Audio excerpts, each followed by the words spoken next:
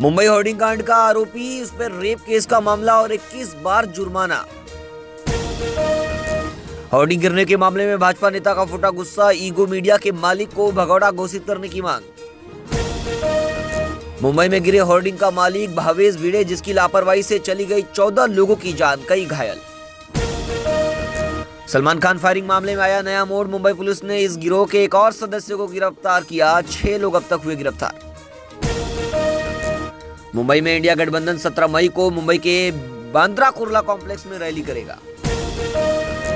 मैं पार्टी के लिए लड़ने और मरने को तैयार हूं, मेरा बायां हाथ आज भी काम नहीं कर रहा है, लेकिन इसका फायदा नहीं उठाया, संजय राउत। बारामती में ईवीएम गोदाम में सीसीटीवी 45 मिनट तक बंद, सुप्रिया सुले ने लगाए गंभीर आरोप। मुंबई और आसपास के इलाकों में मौसम विभाग ने येलो अलर्ट जारी किया, हीट वेव चेतावनी जारी की।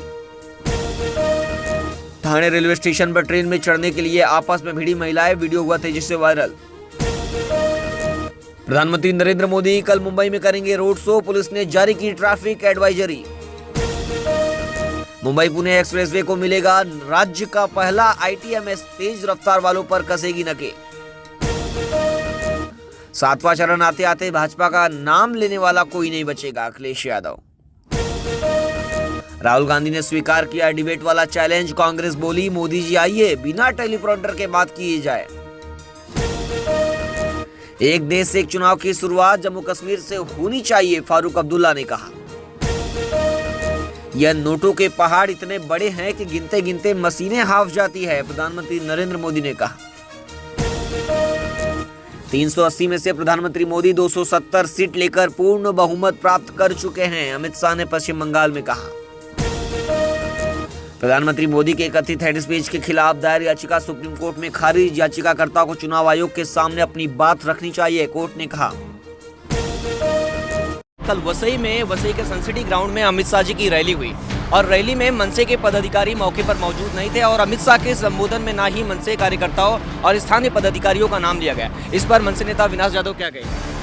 पालघर में क्या महायुति का जो गठबंधन है, मनसे, एनसीपी, जो अजित पवार गुट है, वहीं शिंदे गुट है, क्या महायुति पालघर में जो बहुजन विकास आघाड़ी को जो सामने प्रमुख पार्टी है, क्या उसे टक्कर दे पाएगी? क्यों नहीं दे पाएगी?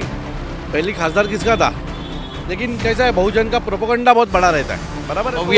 बहुया प्रमुख जो हितेंद्र ठाकुर है वो कह रहे हैं हम पहले नंबर में, बीजेपी और जो महायुति वो दूसरे नंबर के लिए लड़ रहे हैं। कल वसई के संसिटी ग्राउंड में अमित शाह जी की रैली हुई और रैली में मनसे के पदाधिकारी मौके पर मौजूद नहीं थे और अमित शाह के संबोधन में ना ही मनसे कार्यकर्ताओं और स्थानीय पदाधिकारियों का नाम लिया गया। इस पर मनसे नेता अविनाश यादव क्या कहेंगे?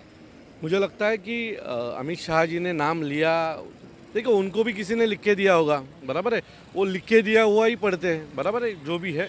सो मुझे लगता है कि अमित शाह जी ने नाम नहीं लिया या नहीं लिया ये हमारे लिए इम्पोर्टेंट नहीं है। मोदी जी हमारे स्टेज पे आ रहे हैं 17 तारीख को, ये हमारे लिए इम्पोर्टेंट है, ठीक है।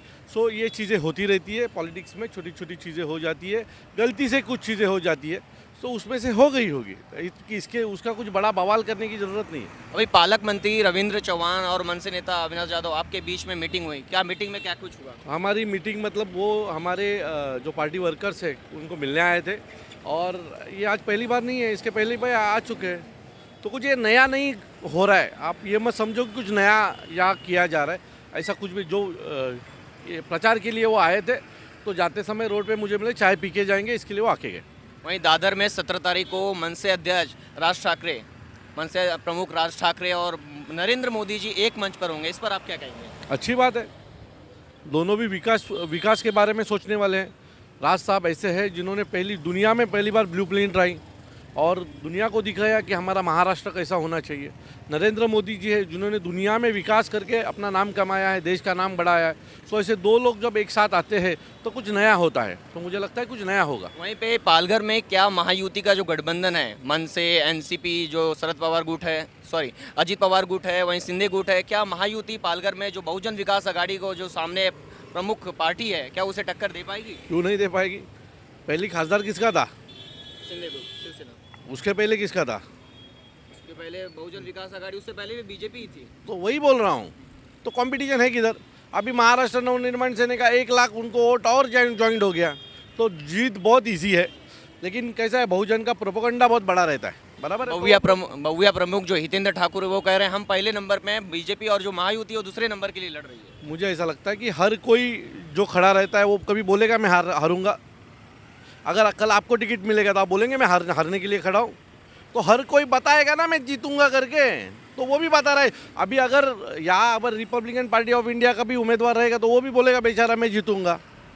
जीतने के चांसेस है क्या? तो वैसा रहता है। उनका कहना है कि हमारे 3 विधायक हैं, बोईसर, वसई, नाला सुपारा और हमारे 125 से 20 नगर सेवक हैं। देखिए, लोकसभा का इलेक्शन आपके पास कितने कॉरपोरेटर है उसके ऊपर नहीं होता है, देश की पॉलिसीज़ के ऊपर होता है।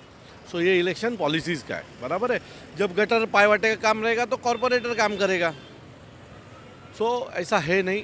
आप आज देश में पूरी मोदी की लहर है और कोई कुछ भी बोले, लेकिन 4 तारीख को जब रिजल्ट आएगा तो भारतीय जनता पार्टी ही जीतेगी। आपको क्या लगता है 400 पार होगा इस बार 2024 में?